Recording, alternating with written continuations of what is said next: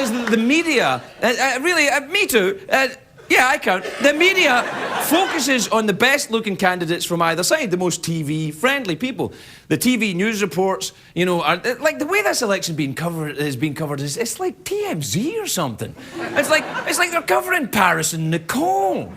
I'm watching this. I'm like, oh, doody-doody-doo. Look at her hair and hat and everything. And I'm like, if Walter Cronkite could see these brain-dead morons yapping about flag pins and hairstyles, he'd turn over in his grave. Which is weird because Cronkite is alive and well and he lives in Martha's Vineyard. But if he were dead, he'd be furious. Do you know what I think it is? I think a lot of the reporters want to be as famous as the candidates they're covering. And here is my hope for this election. Anyway, my belief and my hope that the American people are smarter than the media that are meant to be serving them at this time. This is unbelievable to me. I think people want to see real solutions to real problems, and they don't really care that much if they come from the right or the left. You know, every media outlet, you know, wants you to pay attention to their agenda and their poll. But there's only one poll that matters. It's on November the 4th. Yeah. It's November the 4th, right? Yeah, November the 4th. I should check. You know the other thing about, you know, when the news reports showing the candidates in slow motion with their families and the children, you know, I don't care. You show the candidate, and the candidates say, well, the family is off limits, you know. I mean, it's like Sarah Palin says, you know, my daughter's pregnancy, that's off limits, that's a family matter, and Barack Obama saying, yes, that's absolutely right. Well, listen, here's what I say. If your families are off limits, why are they on the stage? Why isn't there profile in People magazine of you and your damn family all over the children marching around it? Shame on you, you manipulative hypocrite.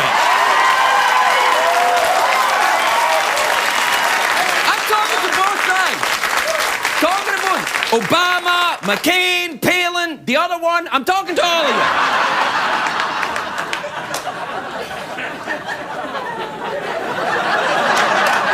I like all of the four of these candidates a lot. For comedy reasons, they can't be beat. You got your grizzled old veteran who's trying to win one last campaign.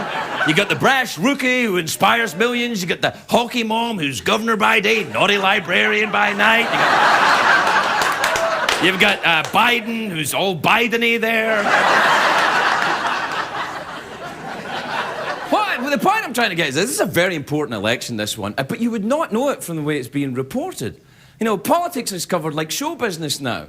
On the Today Show, you know, this morning, they're like, which candidate would you rather have dinner with? Here's an easy answer, none. They're politicians. I don't want dinner with you. I don't want your friendship. Here's what I want to know. What are you going to do for this country, pal? What are you going to do?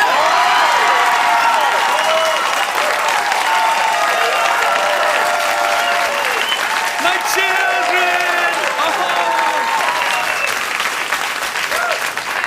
Do I have a zipper up here or something? The news reports are either very tabloidy or they're trying to be funny, like Jon Stewart. You know, maybe because more and more people say they're getting their news from late-night TV, which, believe me, is not a good idea.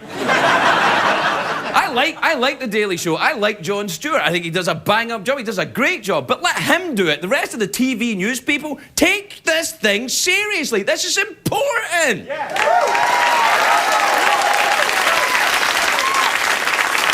And listen, we all of us, you two ladies. Gentlemen and ladies, all of us, we have a responsibility. You have to get your news from news sources, not just one, because they're all biased. Especially the cable channels. MSNBC, very liberal. Fox News, very conservative. The Animal Planet, always meerkats, never badgers.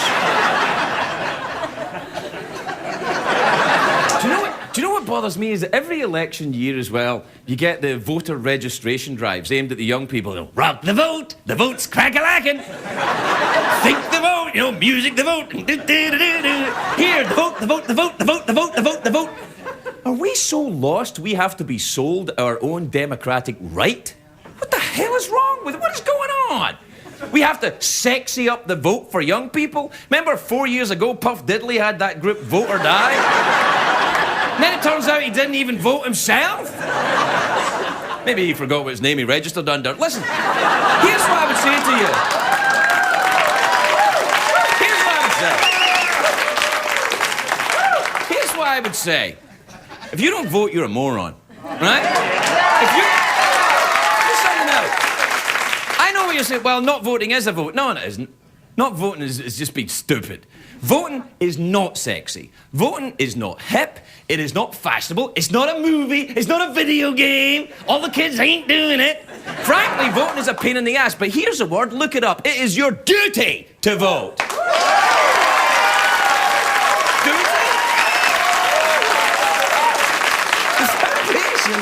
The foundation in this democracy is based on free people making free choices. So, young people, if you can't take your hand out of your bag of Cheetos long enough to fill out a form, then you can't complain when we wind up with President Sanjaya.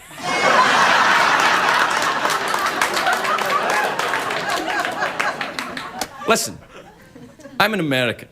This country is at war right now. Americans in foreign lands wearing uniforms representing this country are losing their lives. Americans here in this country are losing their homes.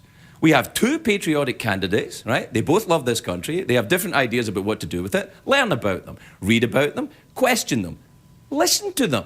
Then on election day, exercise your sacred right as an American and listen to yourself.